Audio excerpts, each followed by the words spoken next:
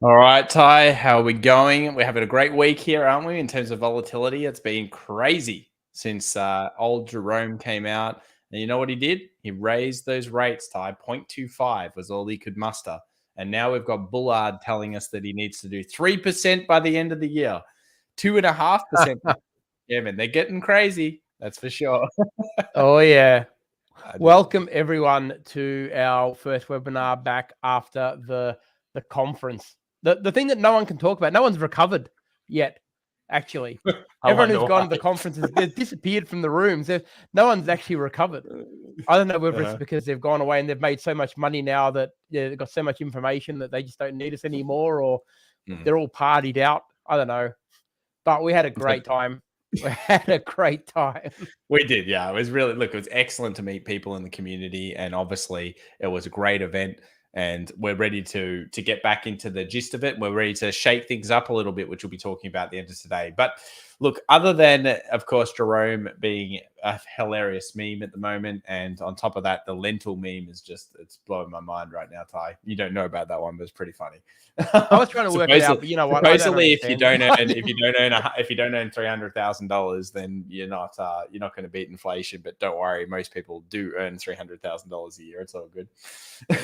That's what they say anyway. So look, welcome everyone to the webinar. Let's talk about some markets here. We'll go through, of course, the normal stuff. We'll talk about the broad markets, some of the currencies that we're seeing kind of set up. Actually, we were just talking about one in the other webinar then, which was the pound US dollar. If the correct types of things occur at this level, this is technically an inverse head and shoulders here, Ty. And yeah, I mean, it's an interesting zone. We're obviously coming back into what we would call the red zone. The technical prowess of the inverse head and shoulders would be pushing towards this resistance. And if it did happen, this is the right area for it to occur in. So I guess we'll start there. We'll start with a couple of currencies. Do you have anything else? I mean, yens, we missed that in terms of we were at the conference, but we did talk about it at the conference. That US dollar yen, I remember I saw it. I was like, my eyes almost bulged out of my head. And I know a few people at the conference got that one because they were trading it. It was very, very clean. Let's just actually have a look at the yen, because that was a clean position. Wow. And it did not hold back. We've been talking about this one for months. I feel like years sometimes. And on the 11th of March coming through, we saw that huge rally, that 11th into 14 into the 14th Monday. That's when we were doing the conference, wasn't it? So it was pretty damn phenomenal. And what a phenomenal run it's had since then. So if anyone got into the yens, congrats. Ty, what do you think about the currency markets right now? How's your old US dollar CAD doing? Has it got anything on it? No. It's sitting at it's going a bit side. It's not dead. I think it's just sitting at, it's not looking great. But it needs to do a little bit more than it's doing to convince me that it closes down to a brand new low and closes there, I'd be starting to get very concerned for it. But until it actually breaks that big rejection, I wouldn't be long in anytime soon either, by the way. It's just one of those ones where it has to play out. Very so just so you guys know, that's what Ty's talking about, just sitting around, and it hasn't really broken below. If it does, maybe we go down to 125, but there's just not enough strength or weakness there. One that I've been watching for the last couple of days was the Euro New Zealand. Now, the reason why, as you can probably see on the weekly, was the weekly close. So the weekly close was a nasty one, and it came straight off previous support over here. And I think when you zoom this out, you'll really see how big a level this is. So the Euro New Zealand, that's a weird pair. The Euro New Zealand is actually destroying itself right now, and it looks like it kind of is continuing to weaken here. So I think if there's some kind of correlation, maybe it's a 2-hour 20 moving average here, Ty. We've got one touch, we've got two touches, we've almost got it through there, and we've just made a new low. So I think that this is one of those currency pairs where I might consider, if we keep seeing these moving averages reject, that might be something that's interesting. So Euro New Zealand, certainly on my watch list at the moment. Yeah, very interesting one. It looks sick, doesn't it? It looks sick. Yeah, I agree. It looks pretty nasty. Yeah. I had to scroll through some others. I would say that the yens were the big trade, but they've kind of stopped to a degree. Even the pound versus the New Zealand, you'll notice again weakness here. generally speaking, the euro and the pound are the weaker currencies of the big majors at the moment. Even the euro yen hasn't done well. It's done okay, but the yen's been the weakest. The rest have been okay, but the euro and the pound have been incredibly weak. Look at this New Zealand yen. Woo! It's been on a runner. So yeah, lots of trends. I feel like a few of these yen trades have probably stopped here, Ty, and it comes time now for us to discuss some of the other currency pairs. And some of those today were pound US dollar and obviously the euro New Zealand as well. Let's move over to some commodities. Now, oil is continuing to go up, and I wanted to talk about something we did discuss at the conference, and that was some of the ways that trends change. Remember, we've talked about parabolic trends before, and parabolic trends tend to create bottoms. And when they create bottoms, they tend to come back to those levels of, let's say, some kind of dead cat bounce. Now, what a dead cat bounce really is it's a quick reshuffling back into where it previously was. It's kind of that false rally to a degree up. So it's gone parabolic. That's what has happened on oil. It created a double bottom, quite a strong trade if you were in it. And now we're moving towards the danger zone. So I call the danger zone between the 50 fib and the 78.6 fib. And here is where I expect this rally to start stuttering and start failing. The good thing, though, is for oil traders is take a look at this little price action that we've seen recently. Let me just quickly get rid of this fib for a second. Check out this price action, Ty. What do you think of the last couple of hours here, especially about 2 hours ago and even where it is right now? Yeah, look, it's trying to break that level. And if it does, we all know what's going to happen here, right? I mean, all it's got to do is close above there. And you'd think that 114 would be a formality for it. Like, yeah, it's trying. It's trying very, very hard. And you could certainly target that 61.8 to 78.6 kind of fib. Yeah. You've obviously got to be careful, but the price action's higher lows. Tyrone loves higher lows. And he loves the break. Yeah. And he likes this little rejection that's coming off here. So I know what he looks for to a degree. And this is the type of thing that certainly looks a lot stronger on the charts. And it's certainly interesting there. Another one that I've been doing the similar concept on was something that went parabolic. A few weeks ago, we talked about palladium. And palladium is a metal that we rarely trade. I mean, why would we? It's kind of expensive spread and not necessarily that great. But it's very similar. It's moved up heavily. It's busted down. It's created a double bottom. And right now, check this out. Check this out, Ty. What do you think about this chart? I know we haven't discussed palladium, you and I, because we don't usually trade this for any particular person. But have a think about this. What do you think? Do you like it? I do. For a couple of reasons. It needs to do a little bit more work, just a little bit more. But I think it's got the makings of a pretty good trade. Mm-hmm. Not quite there yet, but nearly. It wants to break above that. If it fails here, I think it's setting up for two good trades, actually. I like it for two reasons. Yes, right there. If it breaks above that trend line, I think it's got a pretty easy time on the way up. But by golly, if that trend line holds it down, we're getting a descending triangle there. And guess where that's going to basically prove to the previous low? Boom. Mm-hmm. 2,312, just like magic. But it also has the same principles, Ty. And the thing that I like about it is it was a massive rally. I mean, we put this on a weekly, you'll see. Look, it's ridiculous. I mean, look how much it went off. It jumped from where we talked about it, tweezery bottom here on the weekly. It jumped up 47%. Yeah. It then proceeded to crash 47% in terms of the percentage down. So we actually lost here on palladium. We lost, of course, down is a little bit different. So 33%. And now we're looking at potentially this idea of maybe it can rally back up and move towards that level again. So this is one that I posted in the room. I said palladium started to look better about a week ago, I think. And it's been slow. It's been painfully slow.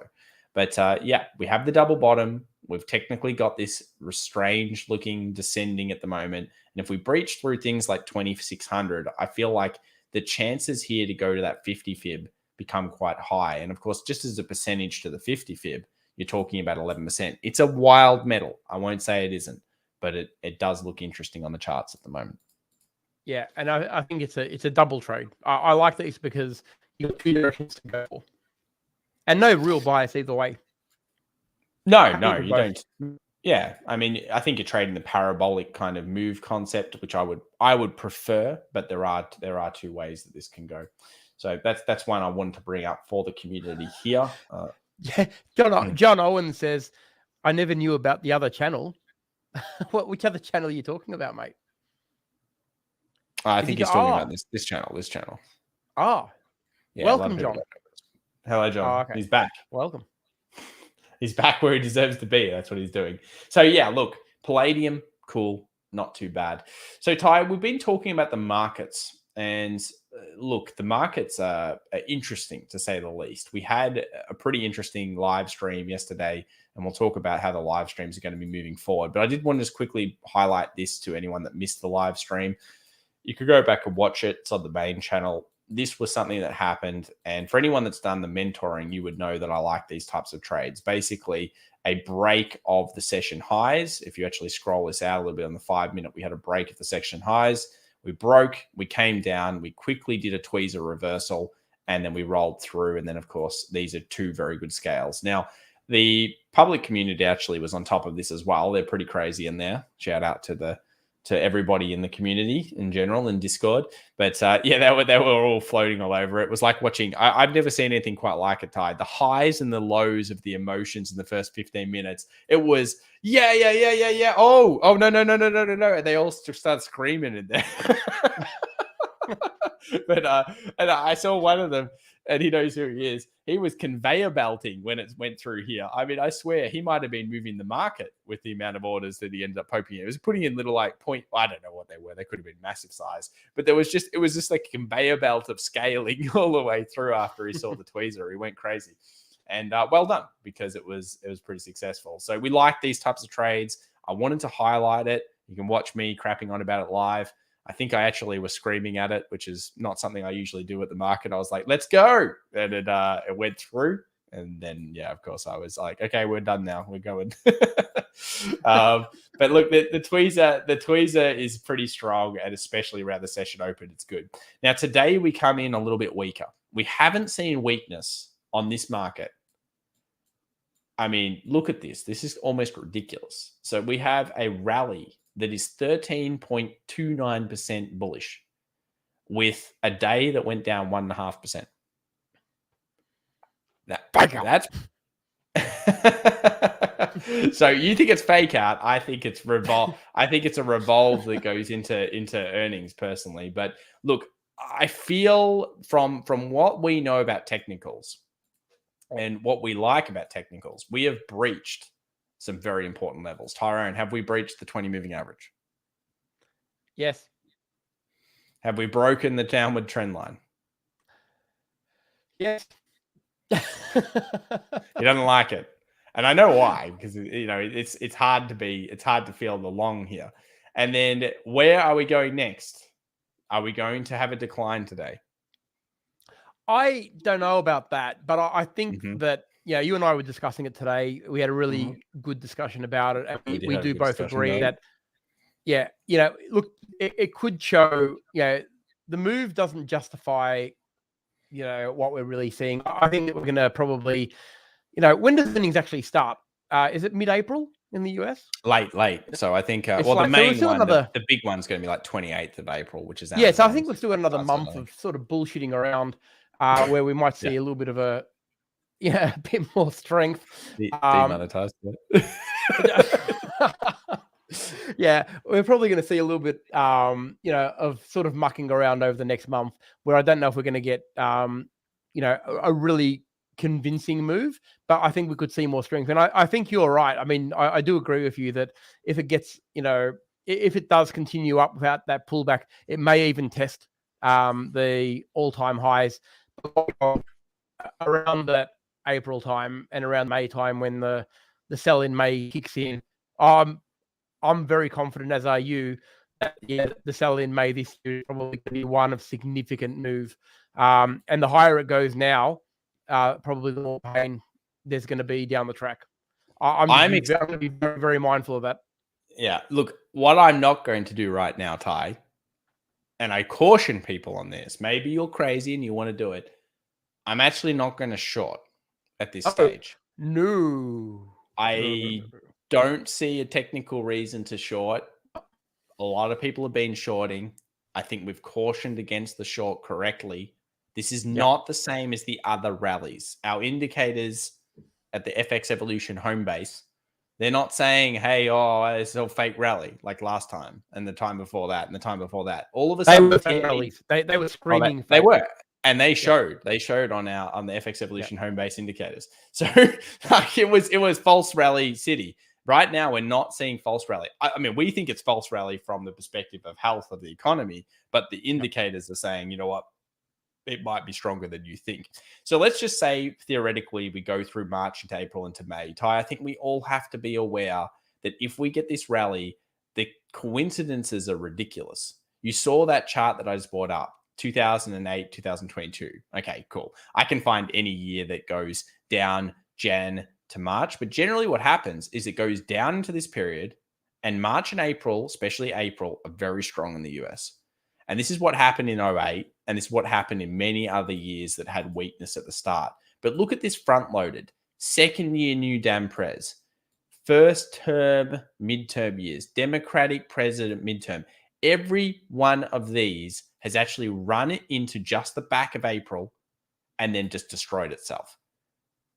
It just kind of makes sense. And sometimes if you can bring some reality to clarity to the markets, I'm just not convinced that this market's going to rally, and be a investment rally where you're going to be like, oh yeah, I mean, it's so good. I love being in the market. It's great. I mean, does anyone else think that this rally is going to be sustained throughout the year and go to all-time highs and dance off and not come back for some more action later? I mean, if you do, I'd love to have you on the show and you can explain to Tyron and I why you think that is. And you could be right. But I think pullbacks will be met by buyer demand here. You're highly likely to be wrong, but that's okay. And we're happy to have you on. Bias. I would love to have someone come on the show and tell us why, because look, sometimes people have got different reasons for what, but to me, I look at it from a logical standpoint, that we are in no way, shape or form clear of the Russian drama, in my opinion. Like we haven't seen anything to say that that's even being close to being resolved, right? So they're painting it with a little bit of good news, sure. But where? What good news exactly? Like, why have we seen a 13% rise? Like, what's happened, except that, Russia hasn't actually done what it needed to do at the speed at which it wanted to do. That to me is a bad thing, because I look at it and think to myself, well, if the man is as crazy as they say he is and he starts to get desperate, he might start to do desperate things. Right? So does that mean that oil is going to come down anytime soon? Probably not. Are we going to get any stability in the markets? Probably not. Interest rates went up. Yes. Are we going to get more interest rate rises throughout the year? Probably. For sure. So where's the good news? Well, it's not that much. The only good news is the market was really heavily sold off, so we can buy the fact and sell the rumor, yeah. And I think that's going to be another thing. Let's buy before the earnings. Yeah, so that's why I think you've got to be really, really mindful that although we wouldn't be shorting it now, like you wouldn't, because we certainly haven't had a reason to do so. And this is exactly what I'm saying. And I think we were talking about it. I talked about it at the Prep for Stone webinar earlier today, that it's okay to have a bias. And what I'm giving you at the moment is my bias, that I don't see why the market would go to all-time highs and keep rallying up for the rest of the year. I can't even make a case for it. Not even a resemblance of a case as to why. But am I shorting the market on that bias? Absolutely not. And that's because there is no technical to do so. Now, if we see, a setup that's going to continue to go long, like a key break again, probably will long it for the scalp. What the bias will force me to do is keep my trades very short term at the moment, right? So you're looking for short and sharp, because we're in, a time of uncertainty, I think I would call it, where we don't really know. I reckon, if you ask me, I reckon it's a dead cat bounce. I think Thomas will tell you the same. He feels the same way about it, but it could be a slightly prolonged one, just purely because of where we are date-wise, I think. And, those results are going to want to be good in May. I tell you what. Yeah. They would want to be really good in May. They would want to hold up some hot action. So let's talk about right now. I mean, obviously we're coming in red here. into the markets. Look, the problem is that where do they want to go? Well, I think the SPX is probably going to be the easiest one. Let's go over to the S&P 500. So look, we have 4,600 being a key zone. We hit 4,500 yesterday. If we rally down here, Ty, the obvious big buy zone for buyers and for bulls is going to be somewhere around that 4,400. Okay, like if it does get down there, I could seriously see rallies coming through this area. Obviously, looking for little lightning bolts, smaller time frames. It could be an interesting point. Now, a few people will say, Tom and Ty, the volume sucks. It's so low. Unfortunately, yeah, it is low, but it does tend to become very low during these rallies. I mean, a lot of people always make this argument, oh, the volume's low. Look at the rally here. Is the volume high? No, I don't think so. Look at the rally here. Is the volume super high? It isn't. When there's fear in the market, tons of transactions come through. When there is bullishness in the market, people hodl and they tend not to sell as much. So the volume, of course, drops. So don't think, oh, volume is the main reason it's weak and all of those types of things. Is it dropping? Yes. If it goes minuscule, it could be fake. But for now, you know, it's one of those things where if it meets these kind of things, I still think there's rallies here. And I think fading or trying to fade this market right now could be very, very scary, because a lot of our indicators are saying that this rally is relatively real at this stage. And we kind of make sense with the dates, and we're not going to fight that for this time. And the price action is telling us the same. Yeah, it was the same as when we were talking about gold in November. You know, every man and his dog was trying to tell us that we were wrong in our assumption that, you know, the last 7 years it's gone up in December, January, and February, and you know, when it wasn't going, people were jumping in, and you know, Thomas was getting death threats, and he was people parking outside his house, shooting up his windows. You know, it's a little bit the same in that, you know, sometimes you've got to be patient, and you've got to. This is why we're not going short right now. Now, if the market was at a resistance point on the 28th of April, I'd be thinking to myself, well, it's at resistance. Yeah. All I need is a lower low, lower high on a smaller time frame that makes sense. And I'm going to have so many options that I wouldn't even be able to post them on a 5-hour video, set up. All risk, and the reason I say options is because options are a fixed risk, right? We know this. Yep. So even if we are proven to be wrong and the market is completely resilient and says, well, you know what, you two don't know what you're talking about, and we're going to go along anyway, we're only going to lose, you know, what we effectively were able to lose anyway. But that said, at those points, you can put very, very, very good options on the way down that are going to pay off extremely well if the market does sell off. And that's why we wait. That's why we wouldn't do it now. It wouldn't even make sense to do it now. Yeah. So patience is the game. Absolutely, patience is the game. If you wait, and timing is a thing. Look, you know, Thomas and I aren't. You know, we're not all about fundamentals only, right? You know that we hardly ever talk about fundamentals, really. We only sort of brush over them. But dates are a thing. Make no mistake. It's not really a fundamental in my mind. I mean, if you ask me, seasonality is actually a technical. I don't care what anyone says. It's not a fundamental. It's technical. True or not? Just pulling data together. So, I mean, really what we're doing is we're using a mixture of data. We're using a mixture of understanding that there are certain baskets to be in. Like when we saw that market go bullish, at the same time as it went bullish, we saw XLY, that is consumer discretionary, go bullish. Tyron, when consumer discretionary goes bullish, which is very, you know, data driven at this time of year, actually, March, April tends to be okay for the old consumer discretionary. When it gets bullish, there's always a sector that comes with consumer discretionary, and that's tech. Tech and consumer discretionary. I like, there's a rule of thumb we talk about in the private mentoring, and I hammer it into people's heads and slap them silly with it, because there's this rule of thumb. If you come out of a bad period of time, the first markets to generally get hit, as in people are going super bullish on them, this is off recessions, is consumer discretionary and technology. And the reason why is because technology, obviously, very, very good, kind of scalable, doesn't necessarily suffer as much. So it comes out very strong. But consumer discretionary comes out strong because it gets beaten down, and then the government tends to print money, give out handouts. Here's a $1,000 check. Here's a $3,000 check. Here's whatever else we've got. Here's some jobs. Here's some infrastructure projects. So they tend to recover. So consumer discretionary, when it's going and you see a great movement here, you tend to see technology. And that's the first stage. And that's why this bull rally has, when that consumer discretionary happened, what becomes interesting is all of the hyper stocks, all the madness stocks that have been belted. I mean, look here at Square, little double bottom, same day, 16th of March to the 17th of March, consumer discretionary went through. Anyone in the mentoring program would know we've been talking about it.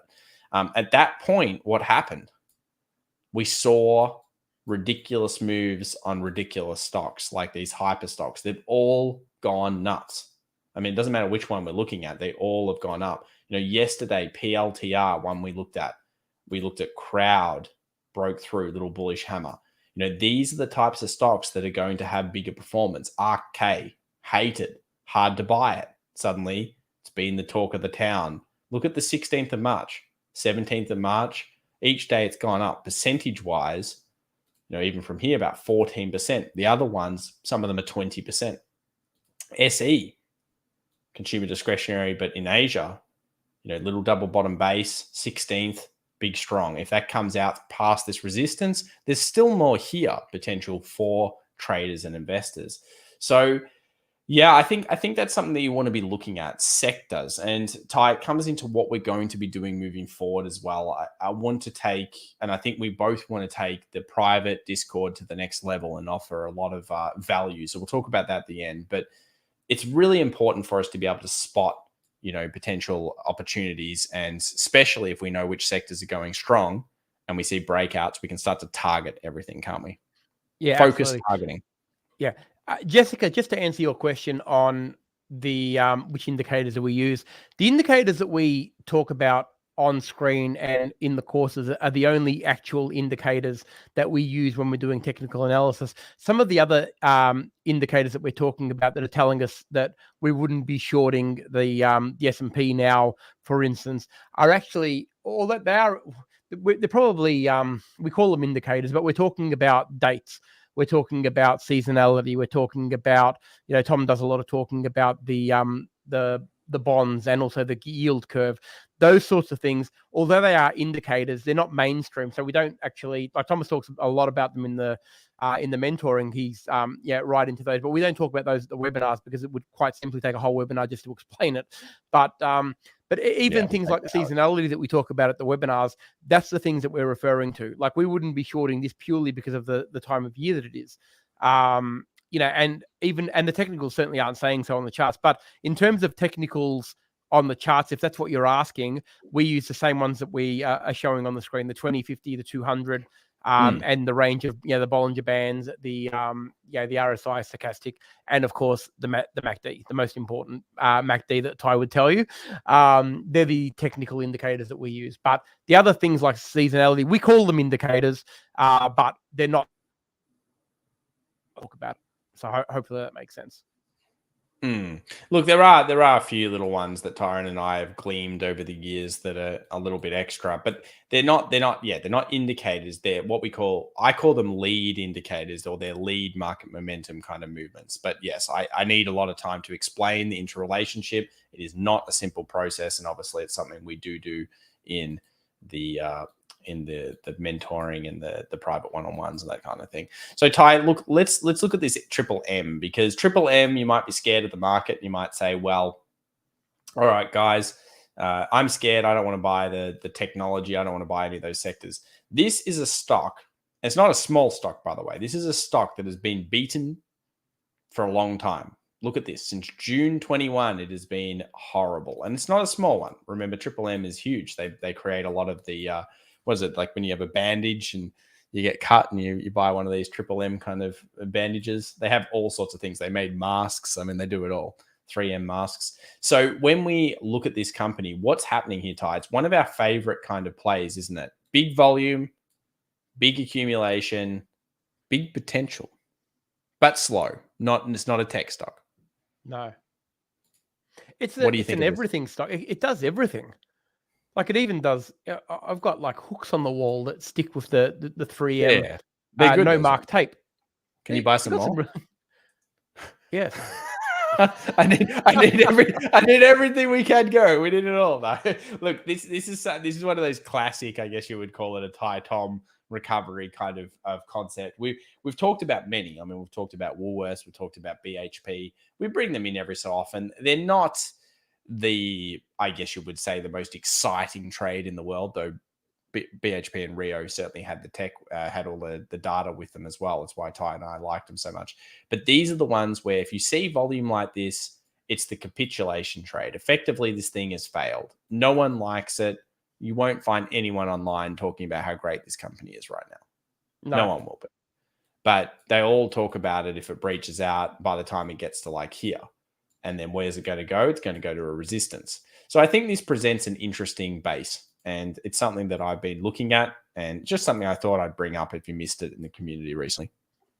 So, yeah, an interesting trade for sure. 100%. Gary, 533 is a stochastic that we use, mate. Just a standard straight out of MT5.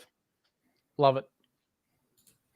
Some other ones I bought up in the stream yesterday as well. DE, unfortunately, it broke through a few days ago, but you can see just a big sideways rally or sideways market for about a year, since March till March. It's just broken out recently. It's got one of my favorite classic kind of breakouts here, which is long leg doji, breach candle. Very solid kind of just educational setup for you.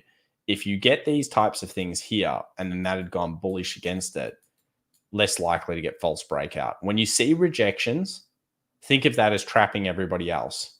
When you see it close above those rejections, smiley face, Tyra and Tom, because that is the right type of trade that you want to be looking at.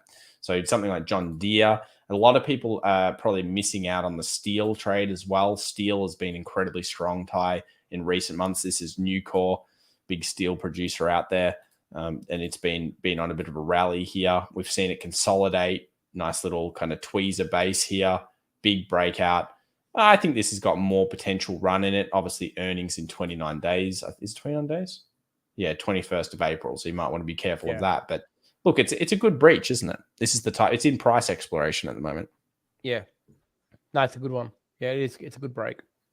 Yeah. So definitely these are just some just outside of the general things that we look for. The general technology and everything that everybody likes.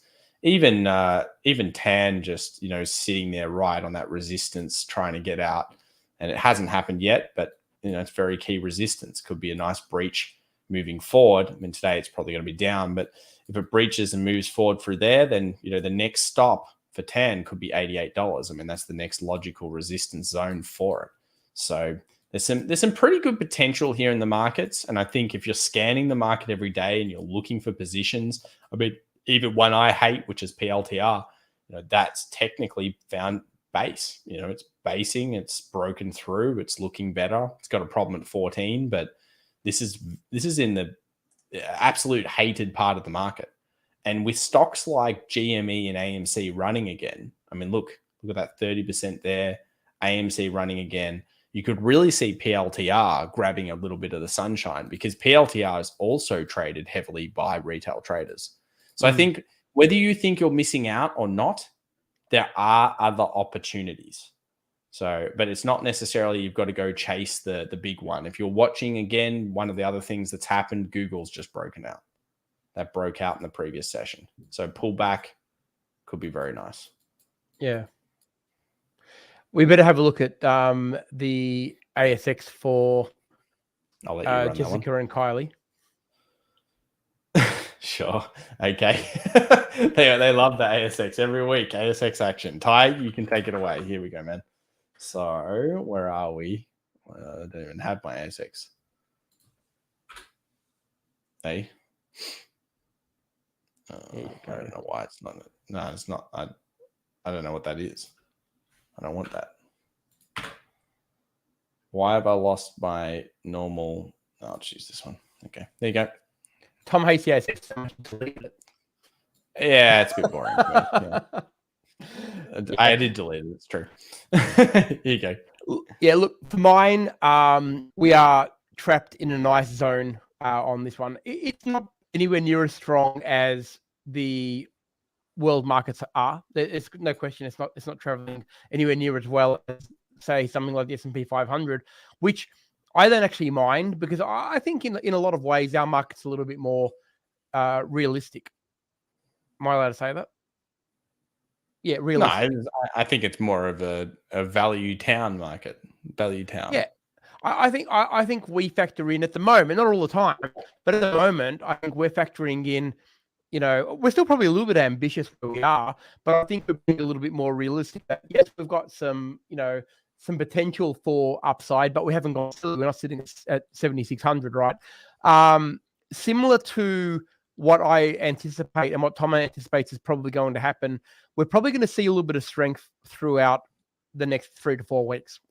And by that, I mean, we might get up to the 7,500 again, sort of that top of that range.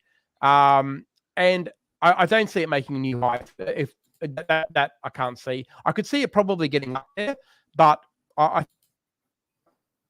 think, and again, we put this down to logic. We were talking about it today. It's all right for Tom because, he doesn't have like a diesel vehicle and he doesn't drive very far. But I had to fill my car up today. I was whinging to Tom about this. I had to fill up. I've got a Ranger, and I had to fill it up, and it cost me $150. Now, I've never paid more than $100 to fill that car up, right? Never. So realistically, that's a bit of a change. Now that change is being felt right across the country, no question about that. And it was quite a good start. Petrol was doing this, and petrol's more expensive than wine and everything else, But now I think it's probably going to start the hip pocket.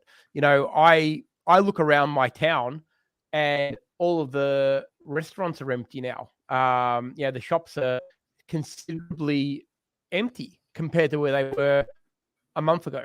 Now, why is that? Is it because people are afraid interest rates are going to go up? Probably. Is it because they can't actually afford to drive anywhere? Probably. All these things are going to have an impact.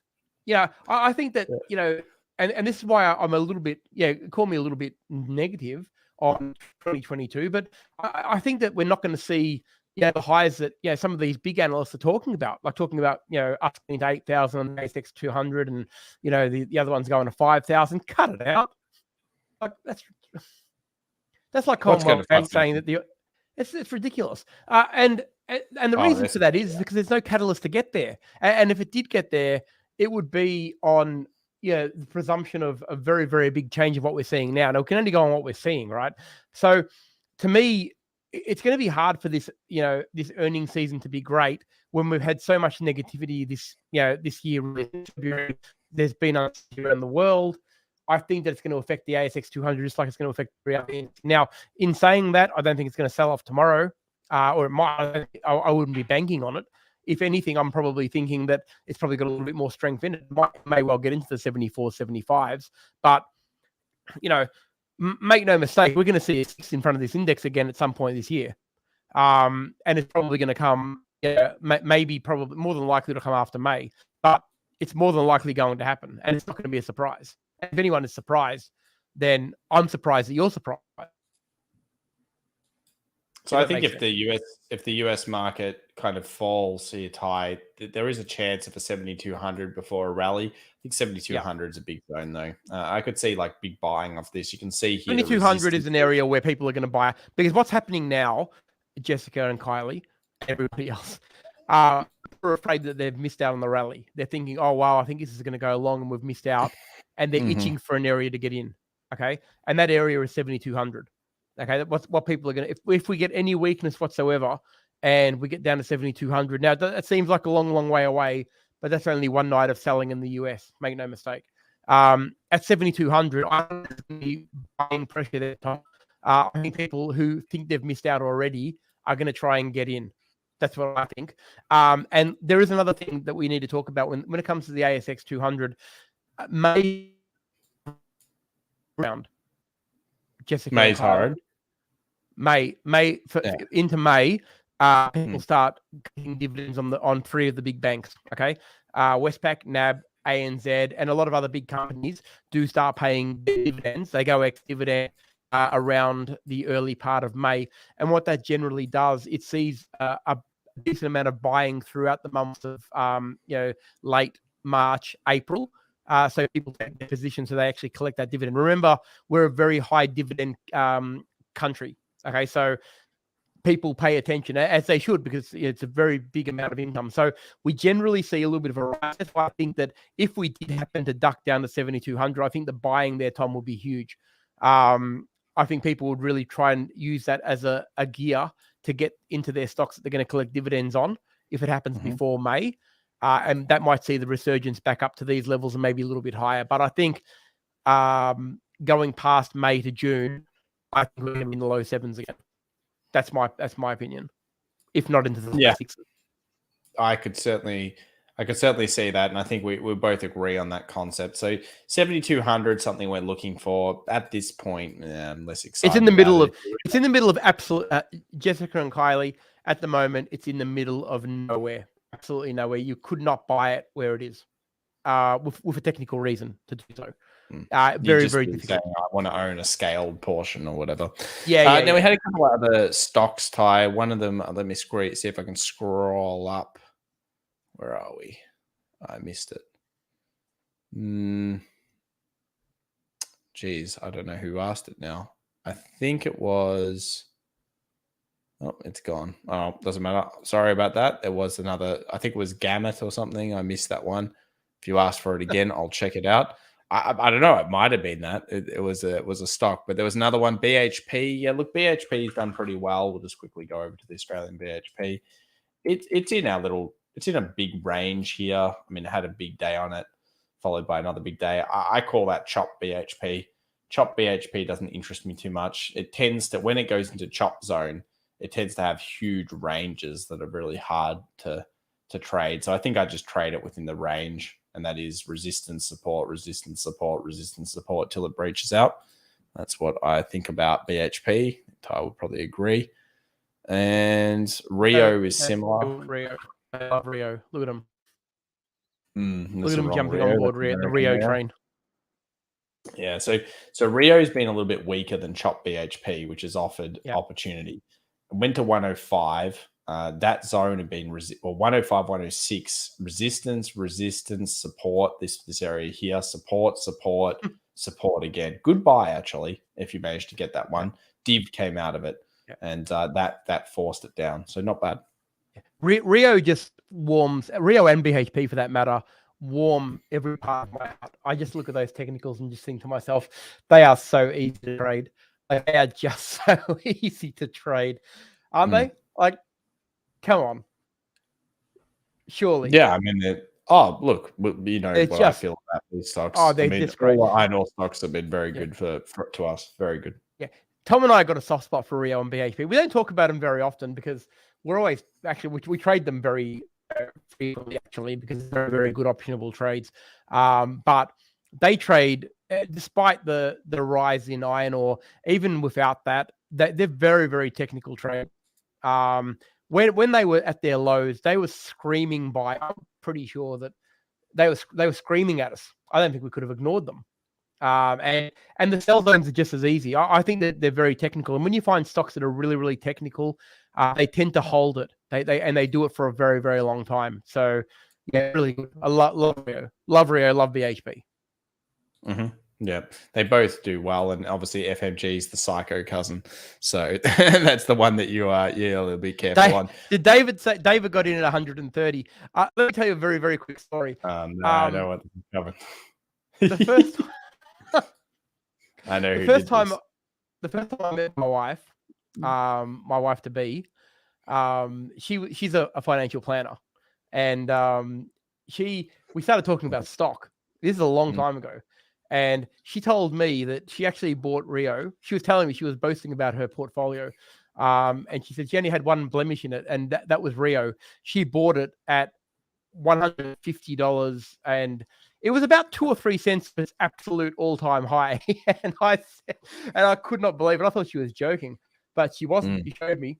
And yeah, that David just reminded me that when he said he bought Rio at 130. Look, it's not that it can't get there again. I mean, it probably could, but it was a very tough, man. Tough. Very tough. It was that was you. I'm pretty sure. You gave her a lot of shit for that. I gave her. I never let her live that down. I never. You still to this day. Remember still the Rio to this day. I bring it up in webinars. But David, mate, probably, I dare say that you probably bought the shares we were selling. No, you well, you mean the other day? Yeah, 1/3 is about our sell price. Yeah. A couple of people say they had good FMG trades, very good. Yep. And then David says Rio do a lot of aluminium also.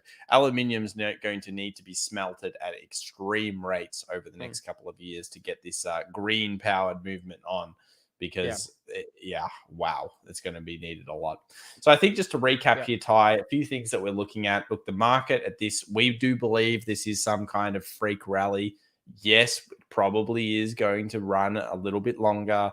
We're suspecting the sell in May or sell into earnings is going to be the key. That seems to be a good catalyst for it. Maybe that's also when the Fed come back out. We had the palladium bottom that we were talking about before. An interesting one. We had plenty of stocks that are just kind of separate to everything else. The Triple M, the DE, the Nucor, the iron ores, those kind of things. So they're all totally separate to the technology. And obviously, if you're looking at tech, still Google, I think, and Amazon makes sense, but specifically Google because of the share split, and that just breached out. Nice little couple of percent there. A return in the market could get you an interesting price just from a technical level. So I think we've got some great stuff here, good opportunities as always. Thanks very much for joining us. I'm going to say something in a second, Ty, but did you want to say anything before we finish up with the last one? No, as far as the markets are concerned, I think we've covered. I think they're, again, just trade cautiously, keep the scalping on. I think we're going to go quite in depth tomorrow at the Q&A. For those of you, look, I did receive, the million messages about Q&A. And I know Tom said that there wasn't going to be any Q&A, but I think he might have got misunderstood.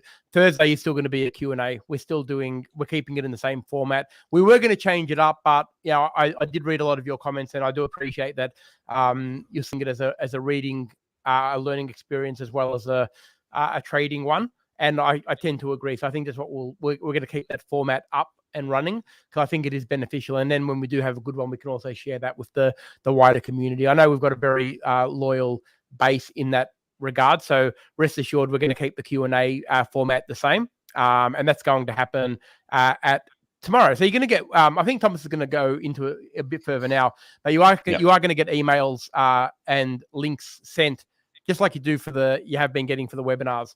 So you can't, if you do miss it, you can always watch the replay. You'll get a replay link and everything like that as well. So that'll be really good.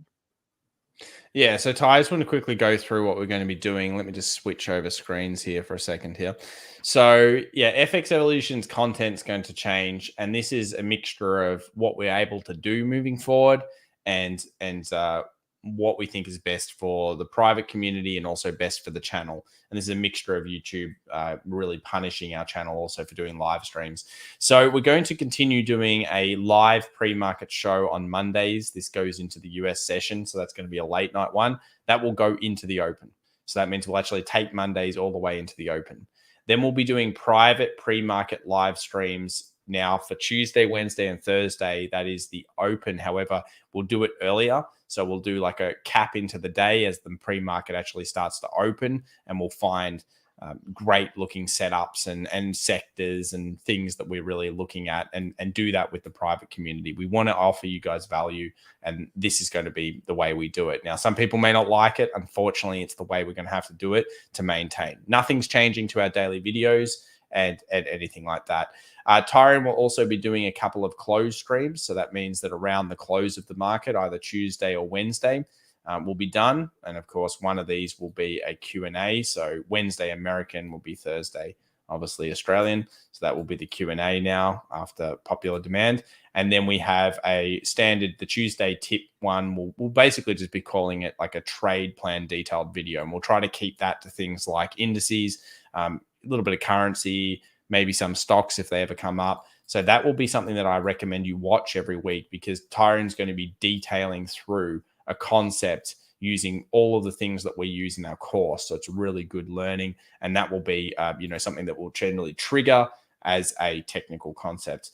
Then, of course, we've got our standard wrap video that we do. You'll still have access to the full private community. And at some point coming soon, I'll be doing, or at least someone in our community will be doing, a write-up for the week ahead, just talking about the general macro environment, which I think you'll enjoy. Maybe it'll be pretty similar to the videos we do, but a little bit extra kind of action for the retail, for the Discord community, and maybe even one Tuesday open for the Australian market as well, just so that we can do that. So we'll talk to some people. So there'll be tons of content. We are changing it up. This is so that we can maintain the level of quality. We don't want to be doing too many combos anymore. And unfortunately, it does mean that we'll probably stop doing this particular thing, which is going to be the Wednesday session, so that Tyron and I can split it better and get it through. We're going to be doing more live shows that are doing with the market and offering that more in a snippet bit of information, so you can get it quickly. You'll have it more days of the week. And of course, yeah, that's what we're going to be doing. So if you're interested in joining the private community, of course, 7-day free trial, you can certainly do that. Otherwise, we're not going to stop doing the daily shows, not going to stop supporting the public Discord or, the free live streams. And really, Ty, it's just a mixed match of what we are able to continue doing. Otherwise, we just won't be able to keep it up, will we?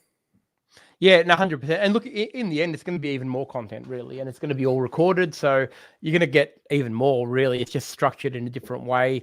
And it's really what people have been asking for at the end of the day. I mean, we're only doing what is really being asked for us, but we can't, we do have to make sure that obviously we get the content's got to be quality. And I think that's what we're trying to focus towards, but all of your favorites are still going to be there. And like I say, look, we're always open to suggestions, of course, so always feel free to pop them in. Being part of our community is, it's actually part of a family. For all of you who have been in it, a lot of you have been in it for a long time. You know this. For anyone who doesn't, come and try it for free. You'll soon see that being part of it is almost a must if you're going to be a trader, because the things that are in it, don't worry about all of the trading ticks and all of the analytical tools you've got in there as well. Use of the pressing system. There's so many advantages of actually being in the community anyway. I don't think that people fully appreciated what they were actually getting in the community. I think sometimes you've got to almost point it out. There's so many things to point out that it kind of gets lost a little bit in translation, doesn't it? But it's going to be really good. But of course, we're always happy to take feedback and pass on your thoughts on how we can make it better, because we're an evolving beast that's getting bigger, as you're all aware. And we'll do anything that it takes to actually make it better. All right. Well, thank you so much for joining us today. We wish you all the best in the markets. A little bit red here in the morning. Obviously, yields coming down slightly as well, which is benefiting the gold, silver trades. That's a big portion. I'll give you a hint there. It's one of the reasons why they are doing well. Hopefully, the old palladium comes good as well, and the rest of your stocks and whatever else you're in is doing well for the session. So from Tyron and myself, thank you so much for joining us. We will see you in a bunch of live streams and a bunch of content moving forward, and we hope you enjoy the private community and, of course, our public offering. Bye for now. We'll see you soon. Thanks, everyone. Good night. All right, catch up.